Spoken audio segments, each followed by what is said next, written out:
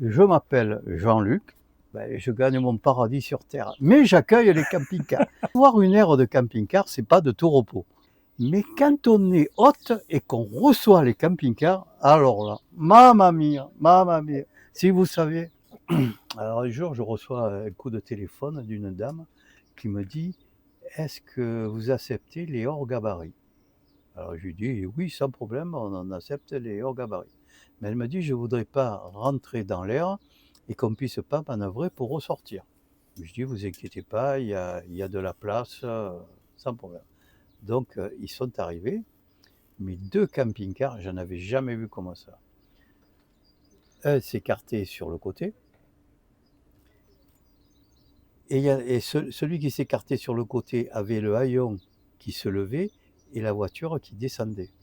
Et le deuxième, il avait la plateforme sous le camping-car, entre les roues avant et les roues arrière qui sortaient, et il y avait une voiture décapotable.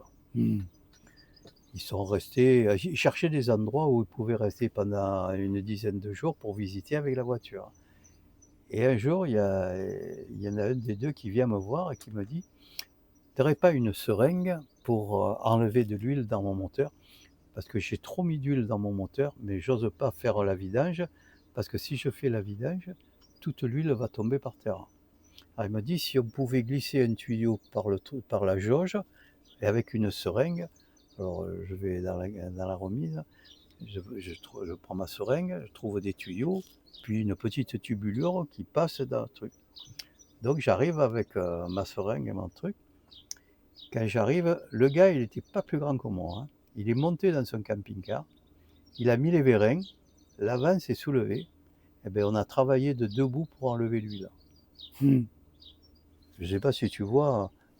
C'est s'élever de 1 mètre. Ah, ça s'est soulevé, oui, de bien 2 mètres. Je sais pas. Ah ouais, c'est monstrueux. Ah, c'est monstrueux, monstrueux. Donc on a enlevé l'huile, et après le camping-car est redescendu. Et je lui dis, vous savez, des camping-cars comme ça, j'en reçois pas tous les jours. Est-ce que je peux le visiter? Putain, tu montes dans le camping-car, tu rentres, c'est un bar. La cuisine, n'en parlons pas. La cuisine, c'est la chambre, c'est fabuleux.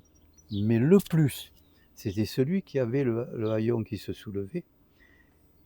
Tu rentrais à la voiture, tu restais dans la soute, le haillon, les rampes rentraient, il avec une télécommande, le haillon se baissait, et il y avait un petit escalier hélicoïdal qui arrivait dans la chambre. J'avais jamais vu ça. Ah non. Ah ouais. Ah, mais c'est Ah, plus du camping-car. ah ouais, c'était. Purée. Ah ouais.